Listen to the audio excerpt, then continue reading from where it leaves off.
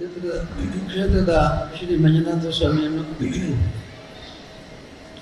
ಶ್ರೀ ಧರ್ಮದೇವತೆಗಳು ಮಹಾಗಣಪತಿ ಅಣ್ಣಪ್ಪ ಸ್ವಾಮಿಯನ್ನು ಸ್ಮರಿಸಿ, ಉಜಿರೆಯ ಜನಾರ್ದನ ಸ್ವಾಮಿಯನ್ನು ಕೂಡ ಸ್ಮರಿಸಿ, ಚಂದ್ರನಾಥ ಸ್ವಾಮಿಯನ್ನು ಕೂಡ ಸ್ಮರಿಸಿ, ಇಲ್ಲಿ ವೇದಿಕೆಯಲ್ಲಿರುವ ಶ್ರೀ ಬಡವಟ್ನಾಯರೆ ಮತ್ತು ಪ್ರತಾಶ್ ನಾಯಕರೇ, ಆಗಮಿಸಿರುವಂಥ ಎಲ್ಲ ನಮ್ಮ ಅಭಿಮಾನಿಗಳೇ, ಇವತ್ತು ಮತ್ತೆ ನೀವು ನಿಮ್ಮೊಂದಿಗೆ ನಾವಿದ್ದೇವೆ ಅನ್ನುವ ಘೋಷಣೆಯನ್ನು ಮತ್ತೊಮ್ಮೆ ಸ್ಪಷ್ಟಪಡಿಸಿದ್ದೀರಿ.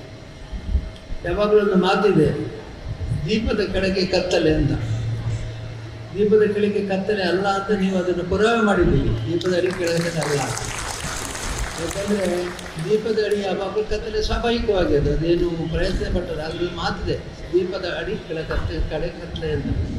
ಅದೇ ಕತ್ತಲೆ ಆಗೋದಿಲ್ಲ. ಯಾಕೆ ಅಂತಂದರೆ ನೀವೆಲ್ಲ ಇಷ್ಟು ಜ್ಯೋತಿ ಸ್ವರೂಪರಾಗಿ ಇಲ್ಲಿಗೆ ಬಂದಿದ್ದೀರಿ ಮತ್ತು ತಮ್ಮ ದೇಹಶ್ರಮದ ಮೂಲಕ ಉಜಿರೆಯಿಂದ ಇಲ್ಲಿವರೆಗೆ ಪಾದಯಾತ್ರೆಯನ್ನು ಮಾಡಿ ನಿಮ್ಮ ಅಚಲವಾದ ಅಭಿಮಾನವನ್ನು ತೋರಿಸಿದ್ದೀರಿ. ಹಾಗಾಗಿ ಖಂಡಿತವಾಗಿಯೂ ದೀಪದಡಿ ಕತ್ತಲಲ್ಲ, ದೀಪದಡಿ ಭಾಳ ದೊಡ್ಡ ಬೆಳಕಿದೆ.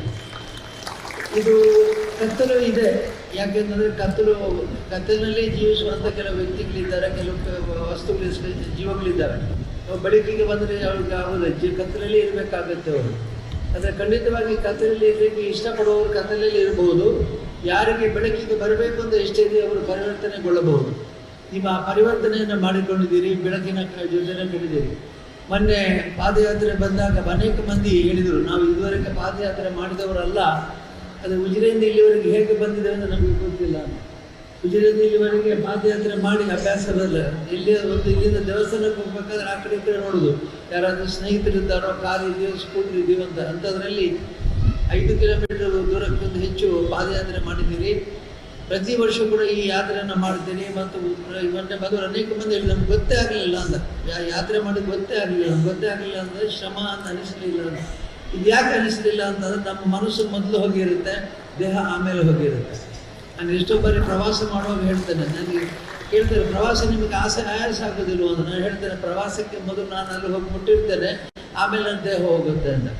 ಈಗ ಧಾರವಾಡಕ್ಕೆ ಪ್ರತಿ ಬಾರಿ ನಾನು 500 ಕಿಲೋಮೀಟರ್ ಹೋಗುವಾಗ ಅನೇಕ ಬಾರಿ ನನ್ನ ವರ್ಷಕ್ಕೆ ಒಂದು 10 ಸಲ ಆದರೂ ಹೋಗ್ತೇನೆ. ನಾನು ಭಾಳ ದೂರ ಅನಿಸೋದಿಲ್ವೇ ಅಂತ ಕೇಳೋರಿದ್ದೆ. ನಾನು ಹೇಳೋದಿದ್ದೆ, ಮೊದಲು ನನ್ನ ದೇಹ ಅಲ್ಲಿ ಹೋಗಿರ್ತದೆ, ಮನಸ್ಸಲ್ಲಿ ಹೋಗಿರ್ತದೆ, ಆಮೇಲೆ ನನ್ನ ದೇಹ ಹೋಗುತ್ತದೆ ಅಂತ. ಅಂದರೆ ನಮಗೆ ಯಾವುದಾದ್ರು ಉತ್ಸಾಹ ಇದೆ, ಯಾವುದಾದ್ರು ಪ್ರೀತಿ ಇದೆ, ಯಾವುದಾದ್ರು ನಂಬಿಕೆ ಇದೆ, ಯಾವುದಾದ್ರು ವಿಶ್ವಾಸ ಇದೆ, ಅದರಲ್ಲಿ ಅದನ್ನು ವ್ಯಕ್ತಪಡಿಸುವಾಗ ನಮಗೆ ಆಯಾಸ ಅನಿಸೋದಿಲ್ಲ, ಪ್ರಯಾಸ ಅನಿಸೋದಿಲ್ಲ. ನೀವೆಲ್ಲರೂ ಈ ರೀತಿಯ ಭಾವನೆಯಿಂದ ಇಲ್ಲಿ ಬಂದಿದ್ದೀರಿ ಅಂತ ನಾನು ತಿಳ್ಕೊಂಡಿದ್ದೇನೆ. ಇವತ್ತು ಮುಖ್ಯವಾಗಿ ನಮ್ಮ ಕ್ಷೇತ್ರದಲ್ಲಿ ಅನೇಕ ಸತ್ಕಾರ್ಯಗಳನ್ನು ಮಾಡುವಂಥ ಅವಕಾಶವನ್ನು ಭಗವಂತ ಕೊಟ್ಟಿದ್ದಾನೆ. ಯಾವುದೇ ಅವಕಾಶವನ್ನು ಕೂಡ ನಾನು ಬಿಡಲಿಲ್ಲ. ನನಗೆ ಪಟ್ಟಾದ ಮೊದಲೇ ಸಲವೇ ನಮ್ಮ ಜಿಲ್ಲಾಜಿಯವರದ್ದು ವಕೀಲರಿದ್ದರು. ಅವರು ಹೇಳ್ತಿದ್ರು, ನೋಡಿ ನೀವೆಲ್ಲ ಭಾಳ ಖರ್ಚು ಮಾಡಬೇಡಿ, ಖರ್ಚು ಉಳಿಸಿ, ದಾನ ಮಾಡಬೇಡಿ, ದಾನ ಖರ್ಚು ಉಳಿಸಿ, ಯಾಕೆಂದರೆ ಅದರಿಂದ ನಿಮಗೆ ಮುಂದೆ ಬೇಕಾದಂಥ ಸಂಪತ್ತು ಸಂಗ್ರಹ ಕಷ್ಟ ಆಗಿತ್ತು ಅಂತೇಳಿ. ಅದೇ ರೀತಿಯಲ್ಲಿ ಅನೇಕ ಮಂದಿ ನನಗೆ ಹೇಳ್ತಿದ್ರು. ಏನಂದರೆ, ಈಗ ನನ್ನ ಬ್ಯಾಂಕ್ ಮ್ಯಾನೇಜರ್ ಒಬ್ಬರು ಇದ್ದರು, ಸಿಂಡಿಕೇಟ್ ಬ್ಯಾಂಕ್ ಮ್ಯಾನೇಜರ್, ನಮ್ಮ ಆತ್ಮೀಯರು ಇದ್ದರು ಬೆಳ್ತಂಡೆ. ಅವರು ಹೇಳ್ತಿದ್ರು, ಈ ರೀತಿ ಚೆಕ್ ಬರೀತಿರಲ್ಲ, ಆ ಕಾಲದಲ್ಲಿ 25,000 ರೂಪಾಯಿ ಚೆಕ್ ಬರೀತಿರಲ್ಲ, 10,000 ರೂಪಾಯಿ ಚೆಕ್ ಈ ಥರ ಯಾಕೆ ನೀವು ಚೆಕ್ ಬರೀತೀರ? ಬ್ಯಾಂಕಿನ ಅಕೌಂಟ್ ಎಲ್ಲ ಖಾಲಿ ಆಗ್ತಾ ಇದೆ, ನಾನು ಡೆಪಾಸಿಟ್ಗಾಗಿ ಅಲ್ಲಾಡಬೇಕಾಗಿದೆ, ನೀವು ಖರ್ಚು ಮಾಡಬೇಡಿ ಅಂತ ಹೇಳ್ತಿದ್ರು. ನಾನು ಹೇಳ್ತಿದ್ದೆ, ನಾನು ಶಾಶ್ವತ ಅಲ್ಲ, ನಾನು ಯಾವಾಗಲೂ ಇಲ್ಲಿ ತಾತ್ಕಾಲಿಕವಾಗಿ ಈ ಭೂಮಿಯಲ್ಲಿ ಇರ್ತಕ್ಕಂಥ ಒಂದು. ಎರಡನೇದು, ನಾನು ಇಲ್ಲಿ ಧರ್ಮಸ್ಥಳದಲ್ಲಿ ಹೆಗ್ಡೆಯವರಾಗಿದ್ದಕ್ಕೆ ಏನಾದರೂ ಒಂದು ಸಾಕ್ಷಿ ಬೇಕು, ಏನಾದರೂ ಬೇಕು, ಹೆಗ್ಡೆಯವರು ಒಬ್ಬರು ಇದ್ದರು ಅಂತ. ಹಾಗಾದರೆ ಅದಕ್ಕೆ ಏನು ಮಾಡಬೇಕು ಅಂದರೆ ಅನೇಕ ರೀತಿಯ ತರಹವಾರಿ ಕಾರ್ಯಕ್ರಮಗಳನ್ನು ಅನುಷ್ಠಾನಗೊಳಿಸಬೇಕು. ಹಾಗಾಗಿ ಎಷ್ಟು ಸಾಧ್ಯತೆ ಅಷ್ಟು ನಾನು ವ್ಯಯ ಮಾಡಿ, ಧರ್ಮಸ್ಥಳದ ಸಂಪತ್ತನ್ನು ವ್ಯಯ ಮಾಡಿ ನಾನು ಶಾಶ್ವತವಾಗಿ ದೇವರನ್ನು ಉಳಿತೇನೆ ಅಂತ. ಉಜಿರೆ ಕಾಲೇಜು ಮಾಡುವಾಗ ನಿಜವಾಗಿ ಆಗ 9 ಲಕ್ಷ ರೂಪಾಯಿ, ನೀವು ಹೇಳಿದ ನಂಬಲಿಕ್ಕಿಲ್ಲ. ಈಗ ಇಡೀ ಕಾಲೇಜಿಗೆ 9 ಲಕ್ಷ, ಈಗ 10 ಕೋಟಿ ರೂಪಾಯಿ ಆದರೂ ಕೂಡ ಅದು ಕೆಲಸ ಆಗೋದಿಲ್ಲ.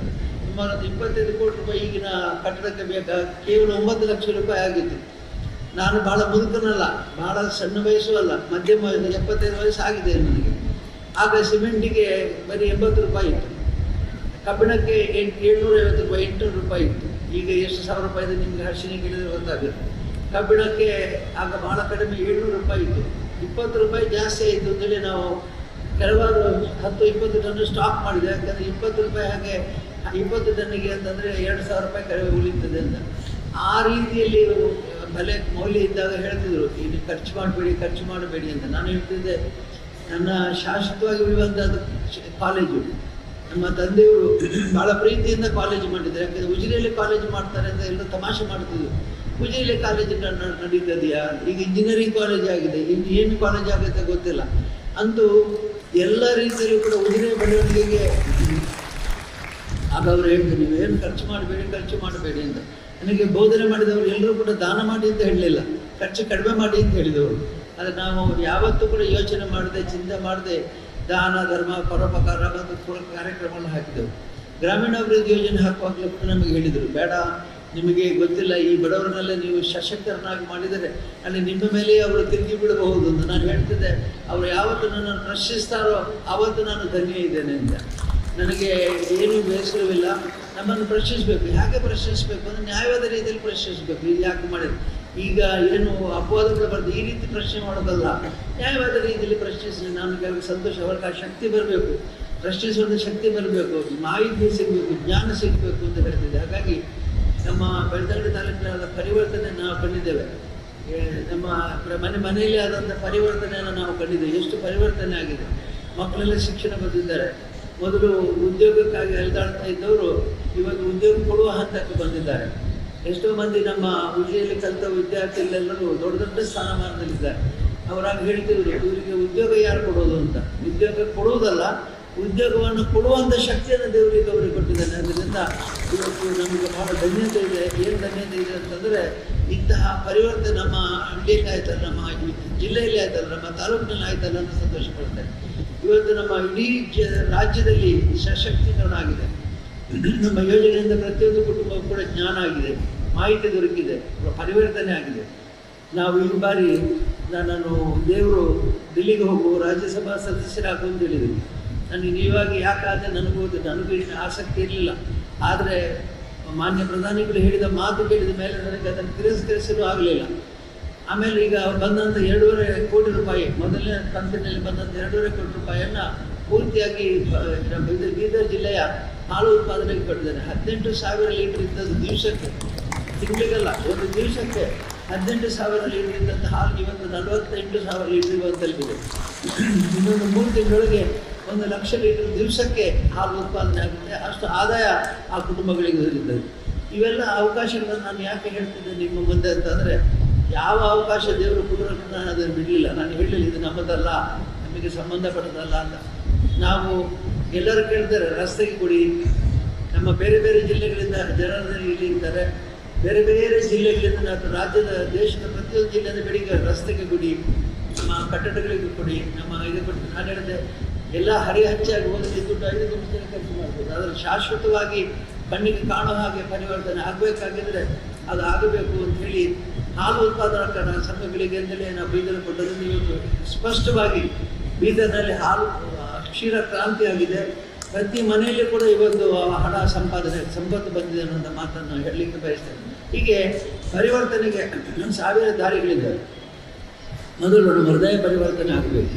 ಹೃದಯ ಪರಿವರ್ತನೆ ಆಗದೆ ಬೇರೆ ಯಾವ ಪರಿವರ್ತನೆ ಸಾಧ್ಯ ಇಲ್ಲ. ನಾವು ಮಧ್ಯವರ್ಷದ ಶಿಬಿರಗಾರ ಮಾಡುವ ಪರಿವರ್ತನೆ ಯಾಕೆಂದರೆ ಸೋರಿ ಹೋಗಬಾರದು ಅಂತ ಹೇಳಿ ಒಂದು ಕಥೆ ಇದೆ. ಒಂದು ಸಲ ದೃಢವಾದ ಭಕ್ತಿ ಯಾರಲ್ಲಿದೆ ಅಂತ ಕೇಳುವಾಗ ನಾರದ ಹೇಳ್ತಾರೆ, ನನ್ನಷ್ಟು ದೊಡ್ಡ ಭಕ್ತರು ಯಾರಿಲ್ಲ ಈ ಪ್ರಪಂಚದಲ್ಲಿ, ನಾನೇ ಭಾಳ ದೊಡ್ಡ ಭಕ್ತ ಅಂತ ನೀನು ಒಪ್ಕೊಳ್ಬೇಕು ಅಂತ ದೇವರಿಗೆ ಹೇಳ್ತಾರಂತೆ. ಆಗ ದೇವರು ಹೇಳ್ತಾರೆ, ನಾನೀಗ ಒಂದು ಪರೀಕ್ಷೆ ಕೊಡ್ತೇನೆ, ನಿನ್ನ ಪರೀಕ್ಷೆಗೆ ಪಾಸ್ ಆದರೆ ನೀನೇ ನನ್ನ ಭಕ್ತರಲ್ಲಿ ಶ್ರೇಷ್ಠ ನಾನು ಒಪ್ಕೊಳ್ತೇನೆ ಅಂತ. ಸರಿ, ಏನದು? ಒಂದು ಪಾತ್ರೆಯಲ್ಲಿ ತುಪ್ಪ ಹಾಕಿಕೊಂಡ್ರಂತೆ ದೇವರು. ಇದನ್ನು ಹಿಡ್ಕೊಂಡು ಪ್ರಪಂಚಕ್ಕೆ ಒಂದು ಸುತ್ತಿ ಬಂದರೆ ನಿನ್ನ ಬಂದು ಒಂದು ತುಟ್ಟು ಕೂಡ ಹನಿ ತುಪ್ಪ ಜಾರದೇ ಇದ್ದರೆ ನೀನೇ ಶ್ರೇಷ್ಠ ಭಕ್ತ ಅಂತ ಒಪ್ಪಿಕೊಳ್ತೇನೆ ಅಂತ. ಇನ್ನು ಪಾತ್ರೆ ಹಿಡ್ಕೊಂಡು ಪ್ರಪಂಚ ಸುತ್ತಿ ಬಂದು ಎದ್ದಿಟ್ಟು, ಸ್ವಾಮಿ ಒಂದು ಹನಿ ಕೂಡ ತುಪ್ಪ ಕೆಳಗೆ ಬೀಳಿ, ಈಗ ಒಪ್ಪಿಕೊಳ್ಳಿ, ನಾನೇ ಶ್ರೇಷ್ಠ ಭಕ್ತ ಅಂತ ಒಪ್ಪಿಕೊಳ್ಳಿ ಅಂತ ಹೇಳಿದ್ದು ನಾನು. ಆವಾಗ ದೇವರು ಕೇಳ್ತೇನೆ, ಅದು ಸರಿ, ನೀನು ಎಷ್ಟು ಸಲ ನನ್ನ ಹೆಸರು ಹೇಳಿದ್ದೀನಿ ಅಂತ. ನಿಮ್ಮ ಹೆಸರು ಹೇಳಿದ್ರೆ ತುಪ್ಪ ಕೆಳಗೆ ಬೀಳ್ತಿತ್ತು ಅಂತ.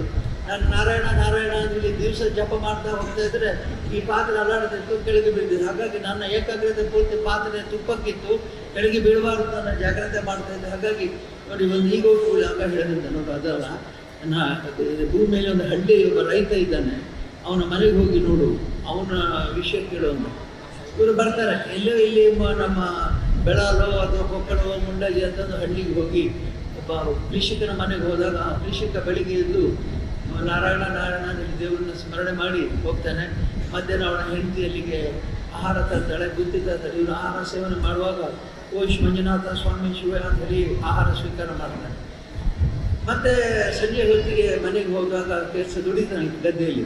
ಸಂಜೆ ಹೊತ್ತಿಗೆ ಮನೆಗೆ ಹೋದಾಗ ಮನೆಯಲ್ಲಿ ಪ್ರಾರ್ಥನೆ ಮಾಡ್ತಾನೆ, ದೇವರ ಸ್ಮರಣೆ ಮಾಡ್ತಾನೆ, ದೀಪ ಹಚ್ತಾನೆ, ಸ್ಮರಣೆ ಮಾಡ್ತಾನೆ. ಇದನ್ನು ಅಯ್ಯೋ ದೇವರ, ಇವನು ದಿವಸಕ್ಕೆ 3 ಸಲ ಮಾತ್ರ ಅವನು ದೇವರ ಹೆಸರು ಹೇಳ್ತಾನೆ. ನಾನು ಇಡೀ ದಿವಸ ದೇವರ ಹೆಸರು ಹೇಳ್ತಿದ್ದೆ, ದೇವ್ರನ್ನ ಒಪ್ಕೊಳ್ಳಿಲ್ಲ ಅಂತ ಹೇಳಿದ್ರಂತೆ. ನೋಡು, ಯಾರು ಕರ್ಮ ಮಾಡಿ ಕರ್ಮದಿಂದ ಫಲವನ್ನು ತಿಂದಾನೆ ಅವನು ಮಾತ್ರ ನನ್ನ ಭಕ್ತ. ಕರ್ಮ ಇಲ್ಲದೆ ಬರೀ ನನ್ನ ಸ್ತುತಿ ಮಾಡುವ ಬಗ್ಗೆ ನನಗೆ ಗೌರವ ಇಲ್ಲ ಅಂತ. ಹಾಗಾಗಿ ದೇವರ ಸ್ತುತಿ ಮಾಡಬೇಕು, ಪ್ರಾರ್ಥನೆ ಮಾಡಬೇಕು, ಭಜನೆ ಮಾಡಬೇಕು, ನಂಬಿಕೆ ಇಟ್ಕೊಂಡಿರ್ಬೇಕು. ಆದರೆ ಕರ್ಮದಿಂದ ಮುಕ್ತರಾಗಬಾರದು. ಇನ್ನೊಬ್ಬರ ದೋಷವನ್ನೇ ಹುಡುಕುವಂಥದ್ದು ನಮ್ಮ ಪ್ರವೃತ್ತಿ ಆದರೆ ಅದು ಏನಾಗುತ್ತೆ, ನಮ್ಮ ಸಮಯ ಪೋಲಾಗ್ತದೆ. ನಾವು ಒಂದು ಒಳ್ಳೆ ಕಾರ್ಯವನ್ನು ಮಾಡಲಿಕ್ಕೆ ಆಗೋದಿಲ್ಲ. ನಮಗೆ ಇಡೀ ದಿನ ಇನ್ನೊಬ್ಬರ ದೋಷಗ್ರಹಣ ಶಕ್ತಿ ನಮಗೆ ಬರುತ್ತೆ. ದೋಷಗ್ರಹಣ ಶಕ್ತಿ ಅಂತಂದರೆ ಇನ್ನೊಬ್ಬರ ದೋಷವನ್ನೇ ಹೇಳ್ತಾ ಇರೋದು. ಇನ್ನೊಬ್ಬರ ದೋಷವನ್ನೇ ಇಲ್ಲದೇ ಇದ್ರೂ ಕೂಡ ಅದನ್ನು ಹುಡುಕಿ ಆ ದೋಷ ಬರುತ್ತಿದೆ ಇರೋದಿದೆ. ನಾನು ಎಲ್ಲ ಪ್ರಪಂಚ ಒಳ್ಳೆಯವನು ಅಂತ ಆಗಬೇಕಾದ್ರೆ ಏನಾಗಬೇಕು, ನನಗಿಂತ ಎಲ್ಲರೂ ಕೆಟ್ಟವರಾಗಬೇಕು ಅನ್ನುವಂಥ ಭಾವನೆ ಸರಿಯಲ್ಲ. ಇದು ಭಾಳ ಕೆಟ್ಟ ಅಭ್ಯಾಸ. ಯಾಕಂದರೆ ನಾನು ಒಳ್ಳೆಯವನಾಗಬೇಕು, ಇಬ್ಬರು ಕೆಟ್ಟವರಾಗಬೇಕಾಗಿದ್ದಾರೆ. ಎಲ್ಲರ ಮನಸ್ಸಲ್ಲಿ ದೇವರಿಗೆ ನಾವು ಭಾರತೀಯರು ನಮಸ್ಕಾರ ಮಾಡ್ತೇವೆ. ಉದ್ದೇಶ ಏನು?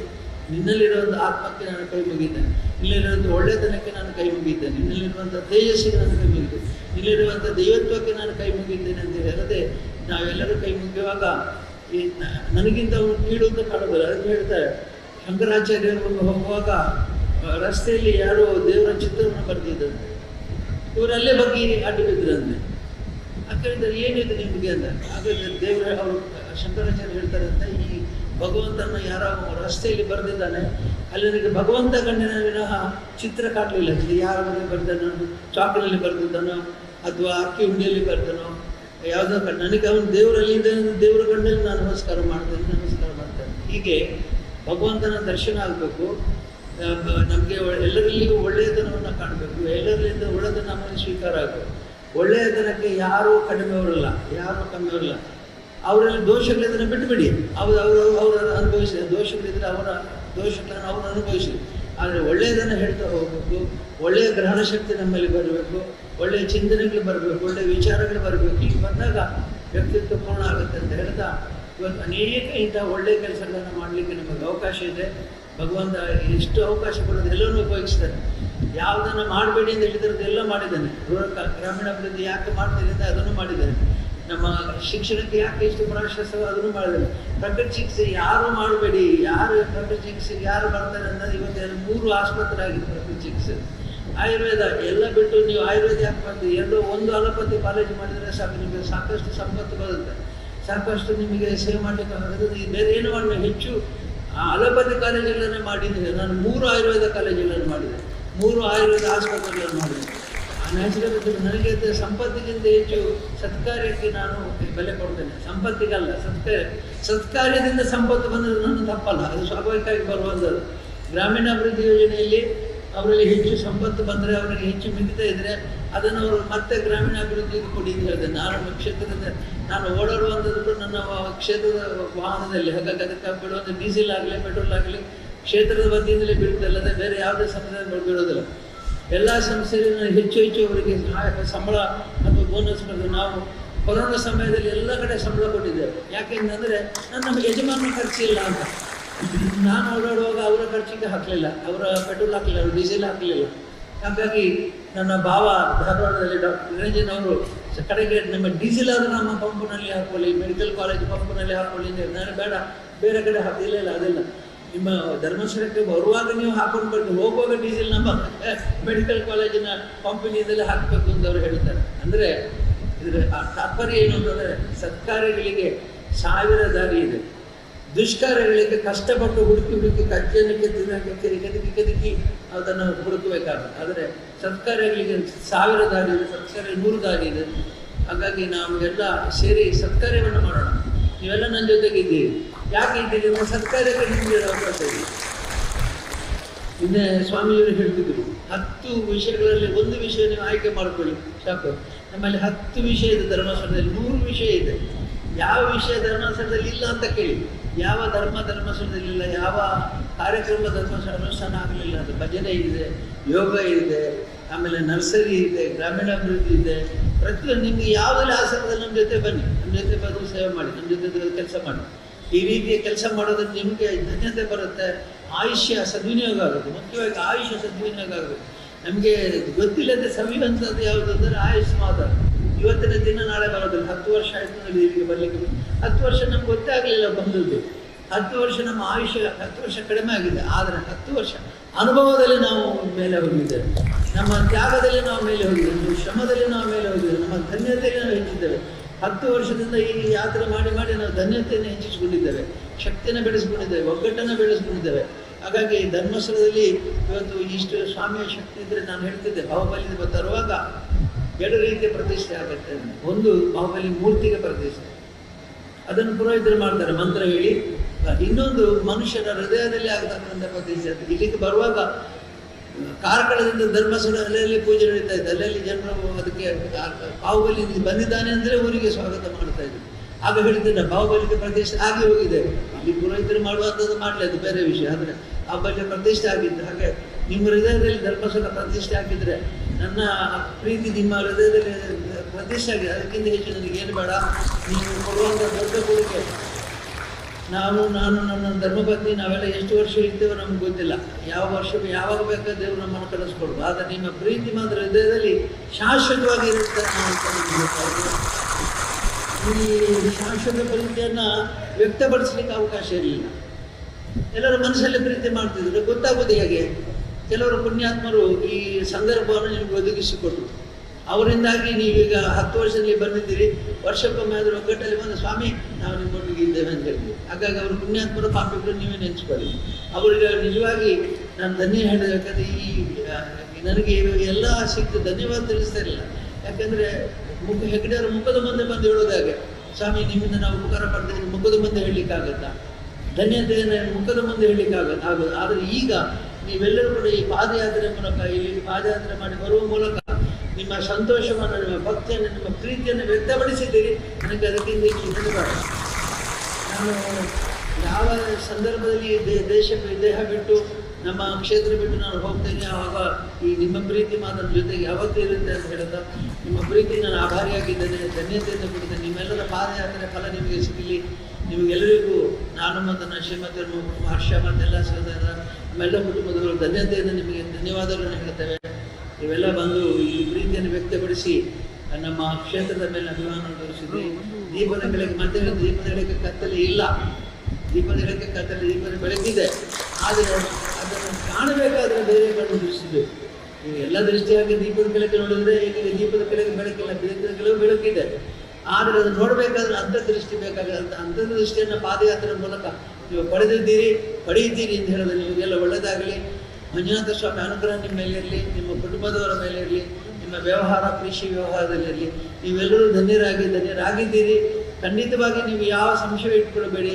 ಕ್ಷೇತ್ರದ ಯಾವುದೇ ವ್ಯವಹಾರದಲ್ಲಿ, ಯಾವುದೇ ಕ್ಷೇತ್ರ ನಡವಳಿಕೆಯಲ್ಲಿ ಯಾವತ್ತೂ ಕೂಡ ಅಲ್ಲಿ ಕಿಚ್ಚು ಲೋಪದೋಷದ ಹಾಗೆ ಇರೋದು ನನ್ನ ಅಭಿಪ್ರಾಯ. ಯಾಕೆಂದರೆ ಮೊನ್ನೆ ಇಳೆಯರಾಜ ಅವರು ಬಂದಿದ್ದರು ಭಜನಾ ಕಮ್ಮಟಕ್ಕೆ. ಅವ್ರು ಹೋಗುವಾಗ ಒಂದು ಮಾತು ಹೇಳಿದರು, ಏನಂದರೆ ನಿಮಗೆ ಪುನರ್ಜನ್ಮ ಇಲ್ಲ ಹೆಗಡೆಯವರು ಅಂತ. ನಾನು ಕೇಳಿದ್ದೆ ಹಾಗೆ ಹೀಗೆ ಹೇಳ್ತೀನಿ. ಅವ್ರು ಹೇಳಿದ್ರು, ನೋಡಿ ನಿಮಗೆ ಯಾರು ನಮಸ್ಕಾರ ಮಾಡ್ತಾರೋ ಅವ್ರು ನಿಮ್ಮ ಪುಣ್ಯವನ್ನೆಲ್ಲ ಕೊಂಡು ಹೋಗ್ಬಿಡ್ತಾರೆ. ಹಾಗಾಗಿ ನಿಮಗೆ ಪುಣ್ಯ ಉಳಿಯುವುದಿಲ್ಲ. ಹಾಗಾಗಿ ಪುಣ್ಯ ಜಾಸ್ತಿ ಆಗಿ ನೀವು ಪುನಃ ನಿಮಗೆ ಜನ್ಮ ಇಲ್ಲ. ಪಾಪ ನೀವು ಮಾಡೋದಿಲ್ಲ, ಹಾಗಾಗಿ ನಿಮಗೆ ಪುನಃ ನಿಮಗೆ ಪಾಪ ಮಾಡಿ ಪುನರ್ಜನ್ಮ ಬರುವುದಿಲ್ಲ. ನಾನು ಅಪೇಕ್ಷೆ ಪಡೋದು ಪುನರ್ಜನ್ಮ ಬೇಡ ಅಂತ. ಯಾಕೆ ಪುನರ್ಜನ್ಮ ಬೇಡ ಅಂದರೆ ಒಳ್ಳೇದು ಕೆಟ್ಟದಕ್ಕೆ ಎರಡೂ ಬೇಡ. ಪುನರ್ಜನ್ಮ ಇಲ್ಲದಾಗ ಮಾಡಲಿಕ್ಕೆ ಹೇಗೆ ದಾರಿ ಅಂತ ನನಗೆ ಗೊತ್ತಿರಲಿಲ್ಲ. ನಾನು ಸ್ವಾಭಾವಿಕವಾಗಿ ಬದುಕಿದ್ದೇನೆ, ಸಹಜವಾಗಿ ನನ್ನ ನಡವಳಿಕೆ ಇದೆ. ಇಳೆಯರಾಜ ಅವರು ಹೇಳುವವರೇ ನನಗೆ ಗುಟ್ಟು ಗೊತ್ತಾಗಿರಲಿಲ್ಲ. 2 ರೀತಿಯಿಂದ ನನಗೆ ಬ್ಯಾಲೆನ್ಸ್ ಆಗಿದೆ. ಪಾಪವನ್ನು ಇದು ಕೋತಿ ಮತ್ತು ಬೆಕ್ಕಿನಾಗಿ ಈ ಬೆಣ್ಣೆ ತೆಗೆದ್ರೆ ಈ ತೂಕ ಕಮ್ಮಿ ಆಗುತ್ತೆ, ಈ ಬದಿಯಿಂದ ತೆಗೆದ್ರೆ 2 ತೂಕ ಸಮತೂಕ ಇದೆ. ಸಮತೂಕದಲ್ಲಿ ಬರಲಿಕ್ಕೆ ನಾವು ಪ್ರಯತ್ನ ಮಾಡ್ತೇನೆ. ಇನ್ನು ಮುಂದೆ ಕೂಡ ಸ್ವಾಮಿ ಸೇವೆಯಲ್ಲಿ ನನ್ನ ಅಂತ್ಯದವರೆಗೆ ನನ್ನ ಸ್ವಾಮಿ ಸೇವೆ ಮಾಡ್ತೇನೆ. ನಿಮ್ಮೆಲ್ಲರ ಪ್ರೀತಿ ವಿಶ್ವಾಸ ಹೀಗೆ ಇರಲಿ. ನಿಮ್ಮ ಮನೆಯಲ್ಲಿ ನಿಮ್ಮ ಮಕ್ಕಳಿಗೆ ಮನೆ ಹೆಣ್ಮಕ್ಳಿಗೆಲ್ಲ ಹೇಳಿ ಸಂತೋಷದಿಂದ ಭಾಗವಹಿಸಿದ್ದೇವೆ. ನಿಮಗೆಲ್ಲ ಅನುಗ್ರಹ ಇರಲಿ. ಧನ್ಯವಾದಗಳು.